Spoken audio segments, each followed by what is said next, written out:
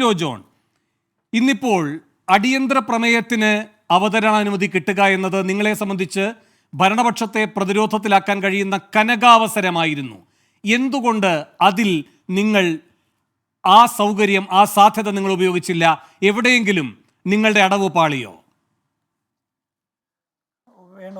ഒരു സ്ഥലത്തും പ്രതിപക്ഷത്തിൻ്റെ താല്പര്യങ്ങൾ, പ്രതിപക്ഷം ആഗ്രഹിച്ച രീതിയിലുള്ള പ്രതിഷേധം തന്നെയാണ് സഭയിൽ നടന്നത്. കാരണം ഒരു ഘട്ടത്തിലും ഭരണപക്ഷത്തിരിക്കുന്നവർക്ക് ഉത്തരം പറയാൻ പറ്റുന്ന സാഹചര്യമല്ല ഉണ്ടായിരുന്നത്. അതുകൊണ്ടാണ് അവിടെ കൃത്യമായിട്ട് പ്രീ പ്ലാൻഡായിട്ട് സംഘർഷഭരിതമായ സാഹചര്യം സൃഷ്ടിക്കാനുള്ള സംവിധാനങ്ങൾ അവർ ഒരുക്കിയത്. അതുകൊണ്ടാണ് 36 ദിവസം കേരളത്തിൻ്റെ പൊതുസമൂഹവും പ്രതിപക്ഷവും കേരളത്തിൻ്റെ പൊതുവീതികളിൽ പൊതുവഴികളിൽ ചോദിച്ച ചോദ്യം നിയമസഭയ്ക്കകത്ത് ചോദിച്ചാൽ അതിന് ഉത്തരം പറയാൻ കേരളത്തിൻ്റെ മന്ത്രിമാർക്ക്, മുഖ്യമന്ത്രിക്ക് അടക്കം സാധിക്കില്ല എന്നുള്ള തിരിച്ചറിവിലാണ് നക്ഷത്ര ചിഹ്നം ഇട്ടുകൊടുക്കുന്ന ചോദ്യങ്ങൾ നക്ഷത്ര ചിഹ്നമില്ലാത്ത ചോദ്യങ്ങളാക്കി മാറ്റുകയും അതിനെ തുടർന്ന് സഭ സമ്മേളിക്കുമ്പോൾ തന്നെയുള്ള ഒരു അഭിപ്രായ വ്യത്യാസമുള്ള സാഹചര്യം സൃഷ്ടിച്ചതും. ഇവിടെ സഭയിൽ ചോദ്യോത്തരവേള, ഈ സഭയിലെ അംഗങ്ങൾ, തെരഞ്ഞെടുക്കപ്പെട്ട അംഗങ്ങളുടെ അവരുടെ പ്രിവിലേജിൻ്റെ ഭാഗമാണ് അത്തരം ചോദ്യോത്തരവേളകൾ ഉണ്ടാകേണ്ടതും ആ ചോദ്യങ്ങൾ ചോദിക്കാനുള്ള അവകാശം കിട്ടേണ്ടതും ആ ചോദ്യങ്ങൾക്ക് മന്ത്രിമാർ കൃത്യമായിട്ട് ഉത്തരം നൽകേണ്ടതും. ആ സാഹചര്യം ഒഴിവാക്കിയത് പ്രതിപക്ഷമാണ്,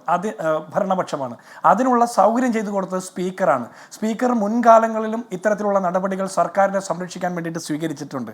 മാത്രമല്ല, സ്പീക്കറുടെ ഭാഗത്തുനിന്ന് പ്രതിപക്ഷ നേതാവിനെതിരായിട്ട് മോശം പരാമർശം വരികയും അതിനെ തുടർന്ന് പ്രതിപക്ഷം പുറത്തേക്ക് പോകുന്ന സാഹചര്യം ഉണ്ടാകുന്നു. പിന്നീട് മുഖ്യമന്ത്രിയും അതുപോലെ പാർലമെന്ററി കാര്യ മന്ത്രിയും ഒക്കെ നടത്തുന്ന സംസാരം, അവരുടെ പരാമർശങ്ങൾ സഭാരേഖകളിൽ നിൽക്കുകയും പ്രതിപക്ഷത്തിൻ്റെ പരാമർശം, പ്രതിപക്ഷ നേതാവിൻ്റെ അടക്കം പരാമർശം സഭാരേഖകളിൽ നിന്ന് മാറ്റുന്ന സാഹചര്യം ഉണ്ടാകുന്നു. പ്രതിപക്ഷ നേതാവിൻ്റെ അടക്കം പ്രസംഗങ്ങളും അല്ലെങ്കിൽ ദൃശ്യങ്ങളും സഭാ ടിവികളിൽ നിന്ന് മാറ്റുന്ന സാഹചര്യം ഉണ്ടാകുന്നു.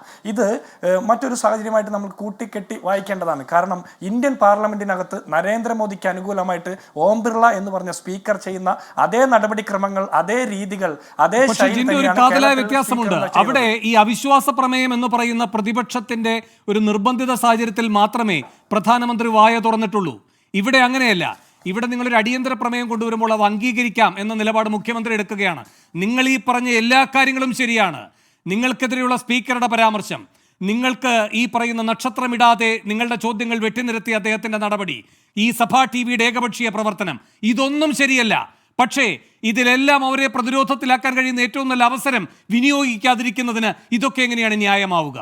അപ്പോൾ വേണു തന്നെ ഇപ്പോൾ പാരഫ്രൈസ് ചെയ്തിട്ടുള്ളൊരു കാര്യമുണ്ട്. ഈ പറഞ്ഞ ഘട്ടങ്ങളെല്ലാം ചോദ്യങ്ങളുടെ നക്ഷത്ര ചിഹ്നം ഒഴിവാക്കുന്നത്, മന്ത്രിമാർ നേരിട്ട് മറുപടി പറയുന്ന സാഹചര്യം ഒഴിവാക്കുന്നത്, സ്പീക്കർ അടക്കം ഭരണപക്ഷത്തിന് അനുകൂലമായിട്ട് കൃത്യമായിട്ട് നിലപാട് സ്വീകരിച്ച് നിൽക്കുന്നത്, അതായത് നിഷ്പക്ഷത പാലിക്കാതെ ഭരണപക്ഷത്തിൻ്റെ ഒരു MLAക്ക് തുല്യമായിട്ട് നിന്ന് നിലപാടെടുക്കുന്നത്, ഇതെല്ലാം നടക്കുമ്പോൾ അതിനെതിരെ സംസാരിക്കേണ്ടത് കൂടി പ്രതിപക്ഷത്തിൻ്റെ ഉത്തരവാദിത്തമല്ലേ?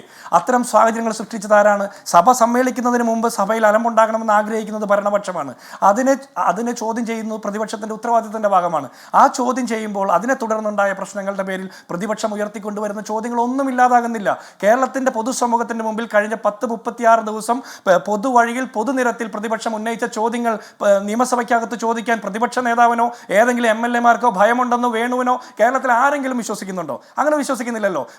പുറത്ത് ചോദിക്കാൻ പറ്റുന്ന ചോദ്യങ്ങൾ നിയമസഭയുടെ അകത്ത് ചോദിച്ചിട്ടുണ്ട് മുൻപും, ഇനിയും ചോദിക്കാൻ ധൈര്യമുള്ളതാണ് പ്രതിപക്ഷത്തിന്. ആ ചോദ്യങ്ങളിൽ നിന്ന് ഒളിച്ചോടിയത് മുഖ്യമന്ത്രിയാണ്. അദ്ദേഹം അടിയന്തര പ്രമേയം ചർച്ച ചെയ്യാമെന്നൊക്കെ പറയുന്നുണ്ടെങ്കിലും പിന്നെ എന്തിനാണ് നക്ഷത്ര ചിഹ്നമിട്ട ചോദ്യങ്ങൾ നക്ഷത്ര ചിഹ്നമില്ലാത്തതാക്കി മാറ്റുന്നത്? എന്തുകൊണ്ടാണ്? അതിന് മറുപടി പറയണ്ടേ? മുഖ്യമന്ത്രി എത്ര ചോദ്യത്തിന് ഉത്തരം പറഞ്ഞാലും